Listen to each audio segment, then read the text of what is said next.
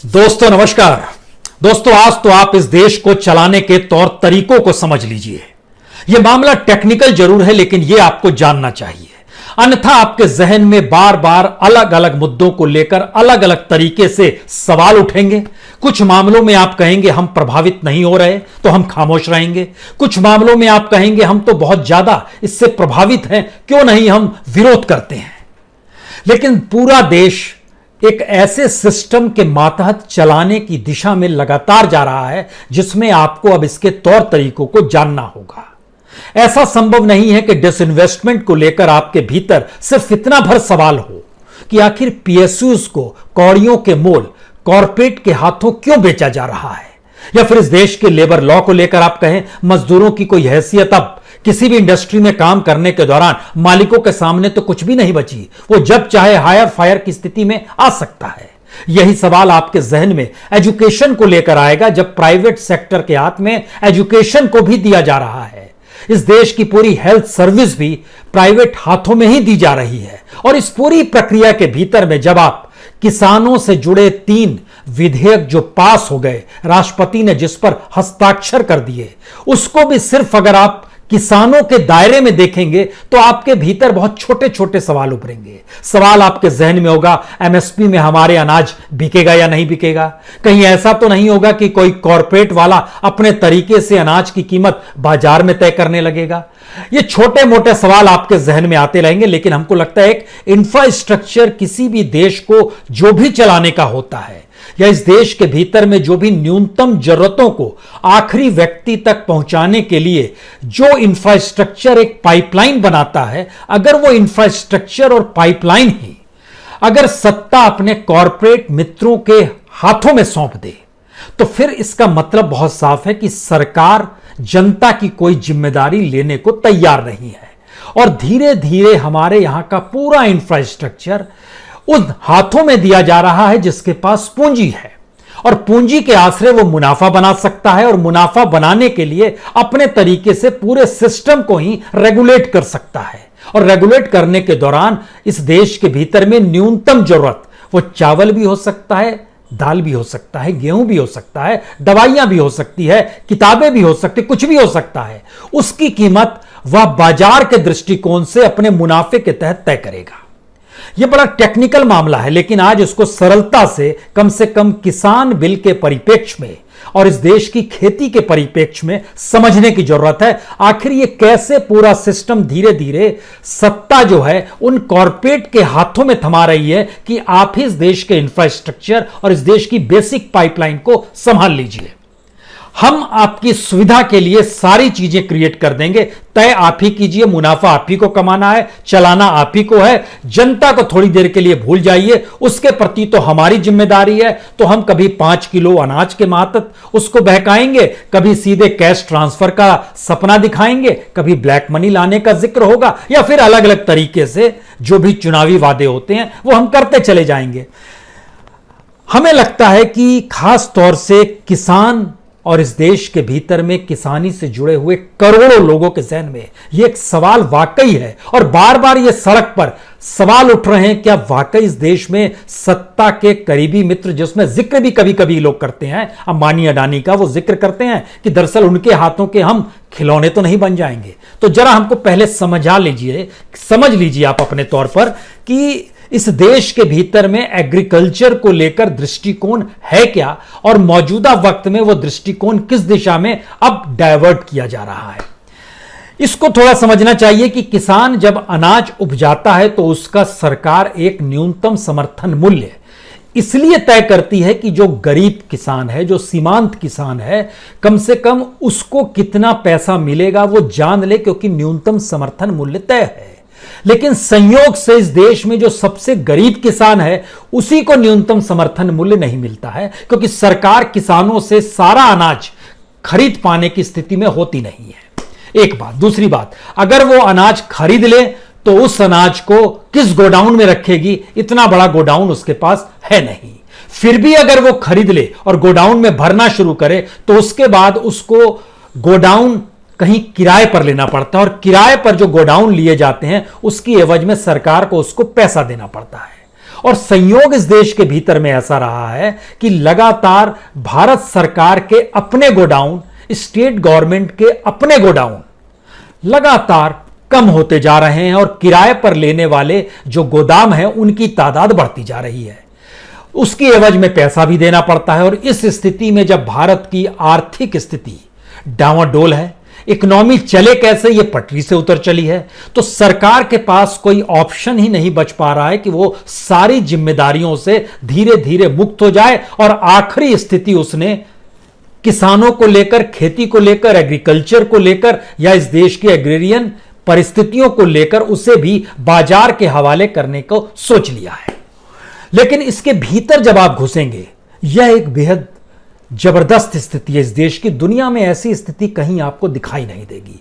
भारत में अनाज रखने के लिए फूड कॉरपोरेशन ऑफ इंडिया है, एफसीआई है, जिसके पास अपने गोडाउन है और वही अपने तरीके से कुछ गोडाउन्स को हायर करती है। उसके जरिए राशन दुकानों में अनाज जाता है और जरूरत पड़ने पर जब महामारी की स्थिति है तो अनाज बांटना है, हर व्यक्ति को 5-5 किलो देना है और 80 करोड़ लोग हैं तो उनको भी अनाज उसी मातहत जाता है। यानी सरकार अनाज भंडारण करती है। अनाज भंडारण के जरिए वो यह भी करती थी कि बाजार की ताकतें जो हैं, जो जमाखोरी करके अनाज की कीमत को बढ़ाना दे मुनाफा कमाने के लिए, उस पर भी वो कहीं चेक लगाती थी। लेकिन ये सारी परिस्थितियां कैसे मुक्त हो गई और मुक्त होने की दिशा में कैसे बढ़ी है, हमको लगता है आज यही बात सुनिए और इस सफर पर जरा चलिए। उसकी वजह बहुत साफ है। इस देश के भीतर में जो एफसीआई की कैपेसिटी है, हमको लगता है कि हम आपको 10 बरस पहले लिए चलते हैं, 2010-11 में लिए चलते हैं, तब आप 2020-21 में आएंगे। 2010-11 में एफसीआई गोडाउन की कैपेसिटी थी 316 लाख मीट्रिक टन अनाज रखने की। 316 लाख मीट्रिक टन अनाज रखा जा सकता था। 10 साल बाद 2020 में जब आप आएंगे तो वह 316 से बढ़कर 412 लाख मीट्रिक टन हो पाया है। बढ़ोतरी इतनी ही हुई है। दूसरी तरफ जो किराए पर लिया जाता था वो 2010 में जब आप जाएंगे तो 291 लाख मीट्रिक टन अनाज रखने के लिए किराए पर गोडाउन लिया जाता था और 2020 में जब आप आएंगे वह बढ़ते बढ़ते 343 पर पहुंच गया है। यानी ध्यान दीजिए, रेशियो कमोवेश एक सरीखा ही है, जो एफसीआई का गोडाउन है और दूसरी तरफ जो किराए का दुकान है। लेकिन इस दौर में किराए के गोडाउन्स की कीमत तो बढ़ती चली जाएगी। इन्फ्लेशन बढ़ा है, वक्त बढ़ा है, रुपए की कीमत कम हुई है तो उसको किराया भी ज्यादा देना पड़ेगा। उसकी स्थिति के भीतर जब आप जाएंगे तो आपको एक चीज लगेगा कि 2000 हम बताते हैं, जब ये सरकार आई तो उसने कहा कि हम इतना किराया क्यों देते हैं गोडाउन्स को, हम अपने गोडाउन क्यों नहीं बना लेते हैं। अच्छी बात है, कहने की बात है, लेकिन अच्छी बात है, ये बात कही गई। लेकिन डाटा जो सरकार का आता है, जो लोकसभा में जानकारी दी गई, उसके मुताबिक देखिए 2015-16 में जो गोडाउन्स किराए पर लिए जा रहे थे उसकी एवज में सरकार को गोडाउन्स का भाड़ा देना पड़ता था 2127 करोड़ रुपए एक साल का। अलग अलग देश भर में गोडाउन्स फैले हुए थे। 2016-17 में यह बढ़कर 2375 करोड़ हो गया, यानी लगभग 248 करोड़ रुपए और बढ़ गए। 2017-18 में यह बढ़कर 2713 करोड़ हो गया, यानी 338 करोड़ और बढ़ गए। उसके बाद 18-19 में यह बढ़कर 3108 करोड़ हो गया, यानी 395 करोड़ और बढ़ गए। ये जो साल भर की स्थिति है, जो किराए पर दिया जाता है, उस पैसे से इस देश के भीतर में सरकार गोडाउन क्यों नहीं बना लेती है? पहला सवाल आपके जहन में यह होना चाहिए। बना सकती है। सरकार का बजट बताता है कि जितना पैसा वो किराए पर दे रही थी, उतनी पैसे के एवज में वो अपने तौर पर भी इस देश में गोडाउन अलग अलग जगहों पर बना सकती है। लेकिन उसने नहीं बनाया प्राइवेट सेक्टर ने। और संयोग ऐसा है, संयोग इसलिए क्योंकि 2014 से पहले यह संयोग इस रूप में महत्वपूर्ण था कि तब भी इस देश के कॉरपोरेट गोडाउन्स बना रहे थे। उसमें सबसे बड़ा नाम अडानी का था। अडानी मोदी के सरकार के आने के बाद से गोडाउन बनाने लगे, ऐसा नहीं है, वो पहले से बना रहे थे और वो समझ रहे थे आने वाले वक्त में इस देश की इकोनॉमी को कॉरपोरेट के हाथों के जरिए ही चलना है। तो उन्होंने अपने तौर पर गोडाउन बनाना शुरू किया और उन्होंने अब टारगेट भी रखा है 2024 तक का। तो किसानों के जहन में यह सवाल बार बार आ रहा होगा कि इस देश के भीतर में जब एमएसपी जो सरकार तय करती है वह जब मिल नहीं पाती है और अब तो मार्केट के लिहाज से फ्री कर दिया गया, तब तो और नहीं मिलेगी। एक बात। दूसरी बात, उनका अनाज खरीद के कोई गोडाउन में अगर रख देगा तो उसकी कीमत जब बाजार में कीमत बढ़ने लगेगी तब वो गोडाउन से निकालेगा। दूसरी बात, यानी देश प्रभावित होगा। तीसरी स्थिति, जो रिटेल सेक्टर में सबसे बड़े प्लेयर्स के तौर पे आ रहे हैं वो अंबानीज आ रहे हैं। तो एक शख्स ऐसा है सरकार का मित्र जिसके पास गोडाउन है, दूसरा शख्स रिटेल सेक्टर में ऐसा है जो कि अपने तौर पर पूरे देश में अनाज को बेचेगा।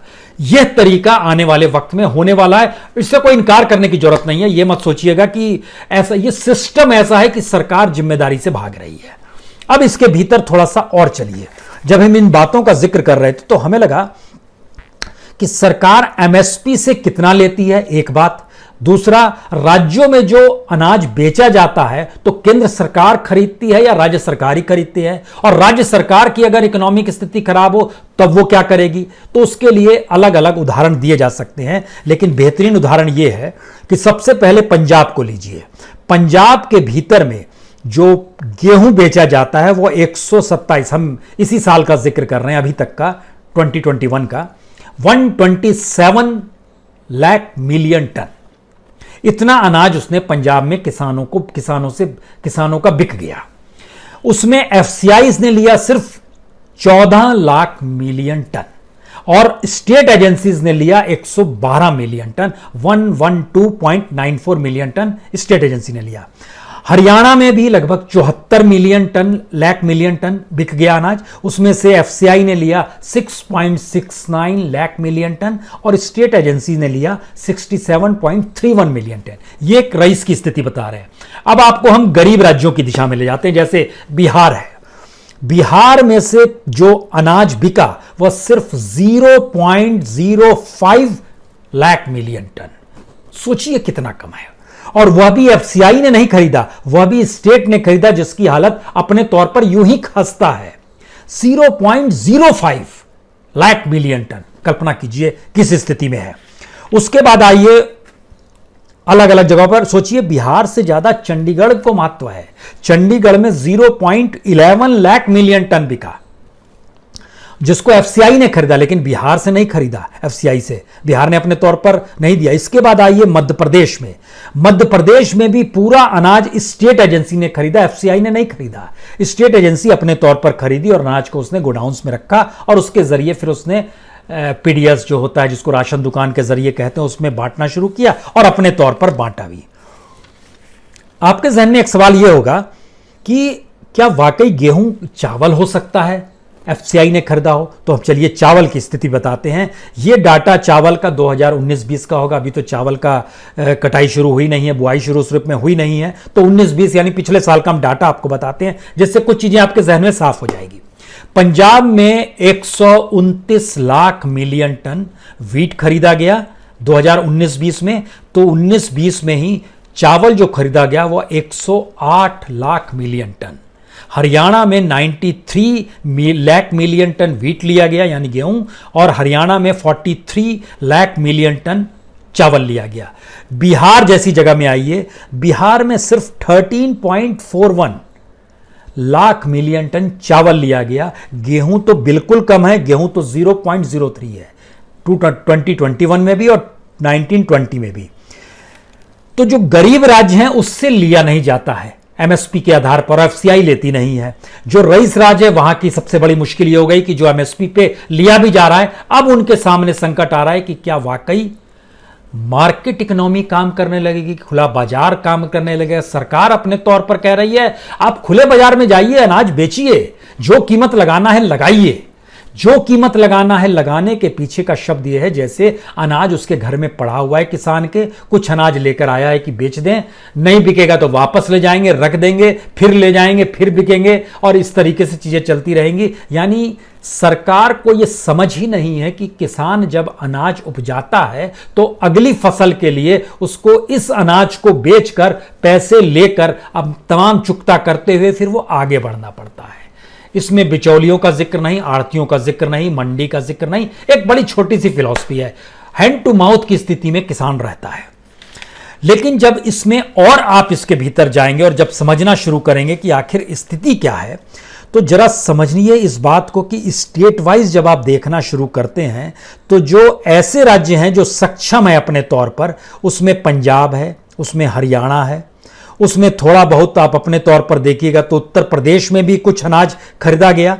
37 लाख मिलियन टन व्हीट भी लिया गया, यानी गेहूं भी, और 37 लाख मिलियन टन राइस भी लिया गया। लेकिन वह हरियाणा और पंजाब की तुलना में बहुत कम है। आंदोलन इसीलिए आपको इन जगहों पर बहुत तेजी से नजर आएगा और यह अस्तित्व का सवाल है। ये दोनों राज्य के किसान भी समझ रहे हैं और यहां की पॉलिटिक्स भी समझ रही है।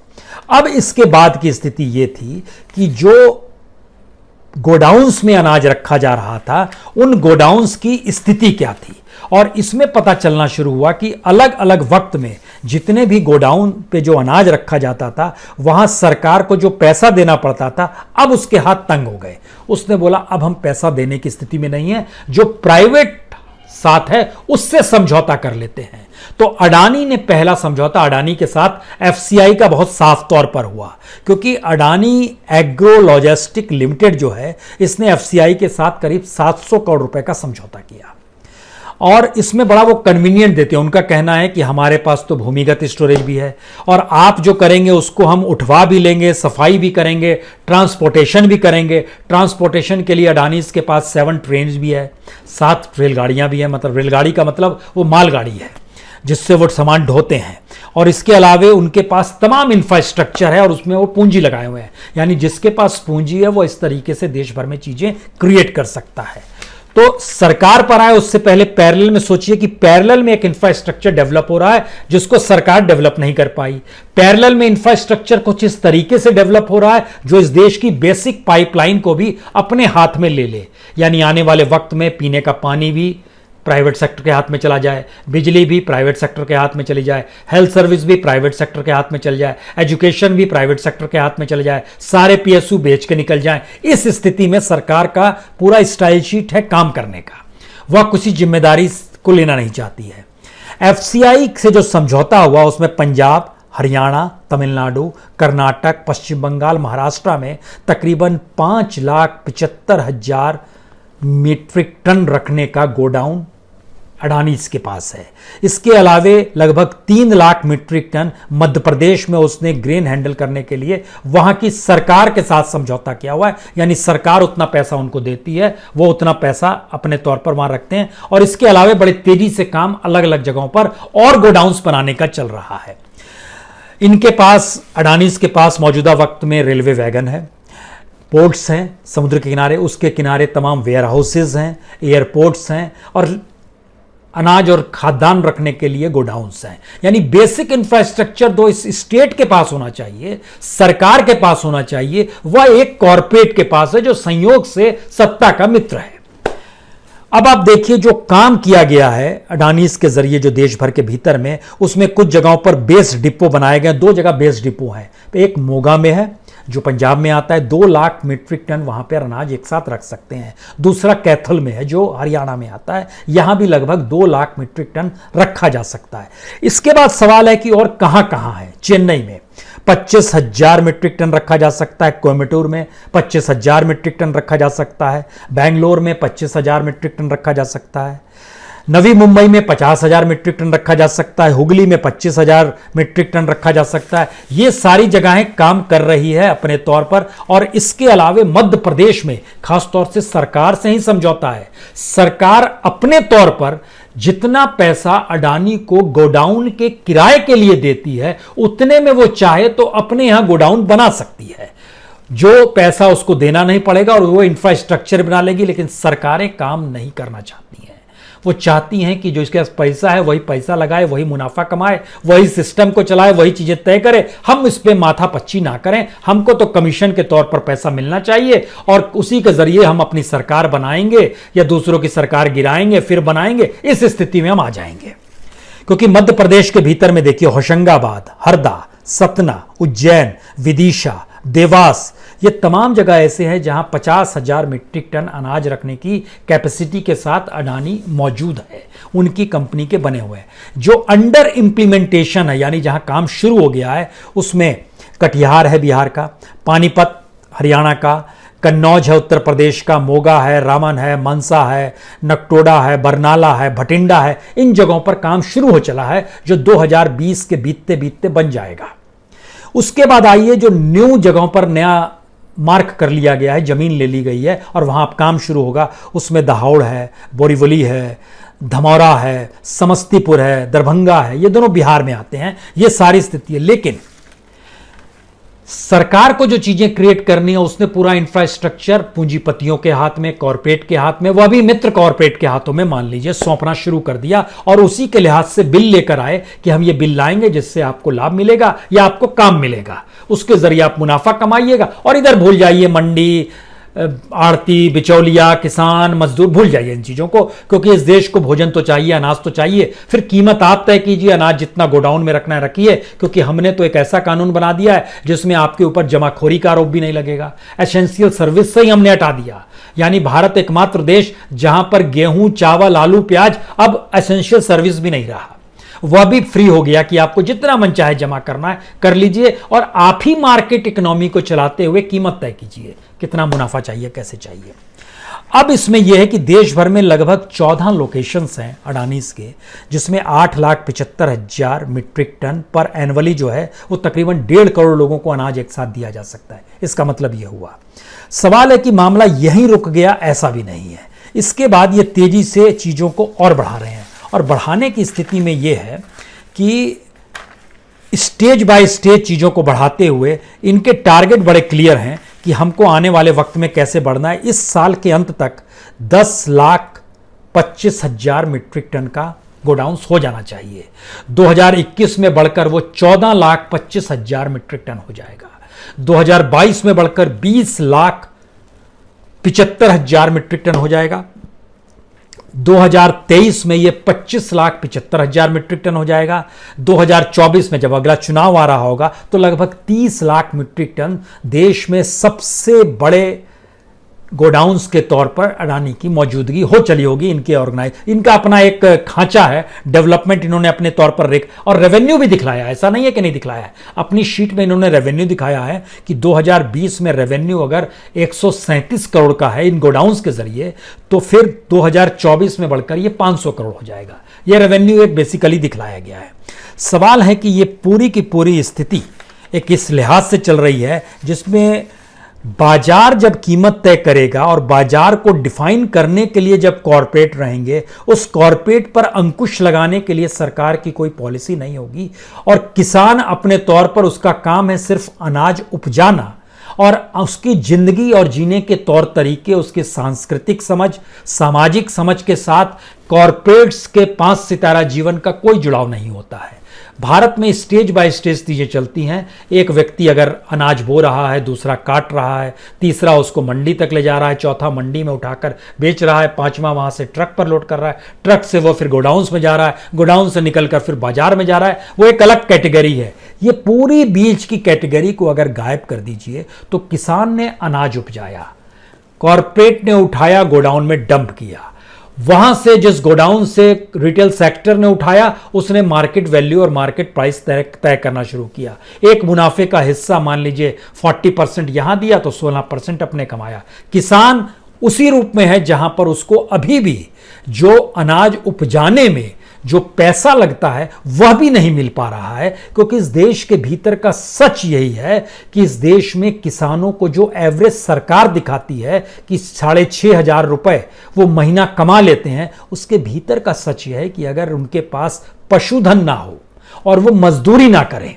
यानी गाय, भेड़, बकरी, भैंस, इनके जो दूध और डेयरी में बेचते हैं, अगर उसकी कमाई को खत्म कर लीजिए और इनके द्वारा की जाने वाली मजदूरी को कम कर लीजिए, क्योंकि बिहार में जमीन रखने वाला किसान पंजाब के किसान के घर में आके काम कर लेता है, क्योंकि उसको पता है कि यहाँ की इकोनॉमी मजबूत है, यहाँ उसको पैसा मिल जाएगा और इस पैसे से वो वहाँ पर अपने खेत को थोड़ी बहुत सहूलियत दे पाएगा। लेकिन जो 6,500 रुपए का जो एक लकीर भारत सरकार ने खींची हुई है औसत आय की हर महीने किसान की, वो दरअसल घट के अगर इन सारी चीज़ों को निकाल दीजिएगा तो वो 4,500 से घटकर 3,500 पे हो जाएगी।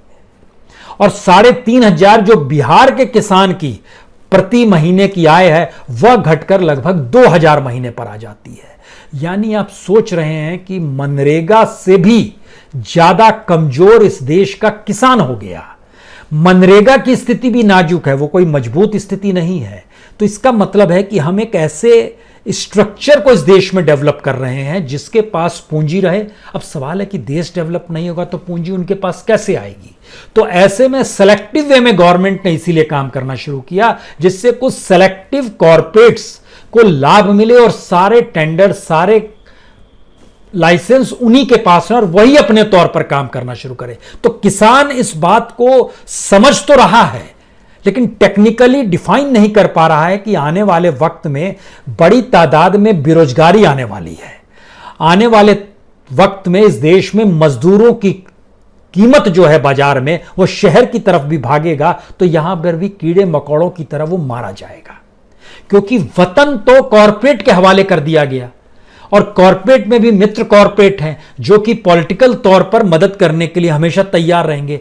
तो ये नेक्सस उस पॉलिटिकल सिस्टम का है जिसमें सत्ता भी बरकरार रहे, दूसरी पॉलिटिकल पार्टीज किसी भी रूप में इकोनॉमिकली आगे ना बढ़ पाए, क्योंकि कोई भी इस देश के भीतर का देखिए सच बहुत साफ है, इस देश में हर कोई कमाने के लिए जीता है और जब कमाने की प्रक्रिया पर बंदिशें लग जाए और कुछ लोगों का कब्जा हो जाए तो फिर आप उनकी गुलामी करने लगते हैं। यहां कोई ईस्ट इंडिया कंपनी का जिक्र करना या ब्रिटिश गवर्नमेंट का जिक्र करना वो महत्वपूर्ण नहीं है। गुलाम बनाने के तरीके जमींदारों के जरिए भारत के गांव में अभी भी मौजूद हैं, साहूकारों के जरिए मौजूद है। पॉलिटिकल नेता भी वहां पर कर्ज देते हैं किसानों को, वह भी किस तरीके से अपने साथ रखते हैं यह भी कोई छुपा हुआ नहीं है। इस देश के भीतर में शुगर लॉबी थी, वो किस तरीके से उसको पॉलिटिक्स ने अपने अनुकूल किया। बाद में शुगर लॉबी के लोग ही पॉलिटिक्स में आ गए और शरद पवार किस तरीके से शुगर लॉबी के जरिए देश की राजनीति को हिलाते थे उसकी पूंजी के जरिए, यह भी छुपा हुआ नहीं है। सुखराम को याद कर लीजिए जो शुगर लॉबी को वो चलाते थे अपने तौर पर। तो इन स्थितियों में अब भारत की इकोनॉमी और भारत के स्ट्रक्चर को ही उस दिशा में ले जाया जा रहा है जहां आप चुनेंगे एक सेवक को या प्रधान सेवक को, लेकिन वह आपकी कोई जिम्मेदारी नहीं लेगा और सारी जिम्मेदारी उन पैसे वालों के हाथ में देगा जो कि उनके साथी होंगे और उस सिस्टम को वो चलाएंगे। गलती क्या है, गड़बड़ी क्या है? कोई गड़बड़ी नहीं है। तो गड़बड़ी अगर इसमें कोई नहीं है तो मेरे ख्याल से इस देश के भीतर में प्राइम मिनिस्टर तो अंबानी या अडानी को ही होना चाहिए, क्योंकि वह बेसिकली अपनी इंडस्ट्री के मुनाफे के अनुकूल तो काम करते हैं। तो अगर उनके लिए भारत को ही एक कंपनी के तौर पर उनके हाथ में दे दिया जाए, अब आप इस देश को मुनाफे में पहुंचाइए और इस देश के लोगों को न्यूनतम भी जरूरतों को मुहैया कराइए, तो बेस्ट प्राइम मिनिस्टर होगा। क्योंकि इस देश में अगर प्राइम मिनिस्टर ही कॉर्पोरेट्स की गुलामी करे या फिर साथ में खड़ा होकर उनके लिए कॉन्स्टिट्यूशनली रास्ता निकालता चले और वो अनकॉन्स्टिट्यूशनली इस देश के लोगों को एक्सप्लॉइट करें और सुप्रीम कोर्ट की सुनवाई हो या इस देश में जो दिवालिया कंपनियों की सुनवाई करती है वो कॉन्स्टिट्यूशन देखकर कहे ये तो एक सिस्टम है, हम इस सिस्टम में कैसे सेंध लगा सकते हैं, हम कुछ नहीं कर सकते हैं। तो ये इस देश का एक अनूठा सिस्टम है जहां पर गोडाउन कॉर्पोरेट मित्र का, रिटेल सेक्टर कॉर्पोरेट मित्र का, सरकार उनके लिए सहूलियत के लिहाज से पार्लियामेंट चलाएगी और पार्लियामेंट में भी सहमति नहीं होगी। किस रूप में होगा ये हम लोगों ने देख लिया है नजारा कि किस रूप में हाँ हाँ हो गया पास, हो गया पास। सवाल ये गुस्से का नहीं है, विरोध का नहीं है, विद्रोह का नहीं है, सवाल ये उस समझ का है कि ये देश को चलाना कैसे है। और शायद हमें ऐसा लगता है कि इस देश की लाल दीवारें जो प्रधानमंत्री का घर है, पार्लियामेंट है, रायसीना हिल्स में नॉर्थ साउथ ब्लॉक है, राष्ट्रपति बैठे हुए हैं, सुप्रीम कोर्ट की लाल दीवार है, इन हर दीवारों के भीतर में लोगों ने कानों में रुई ठूस ली है, आंखों पे पट्टियां लगा ली है और इस देश से अपने सरोकार खत्म कर लिए हैं। ये स्थिति है। बहुत बहुत शुक्रिया, बहुत बहुत शुक्रिया।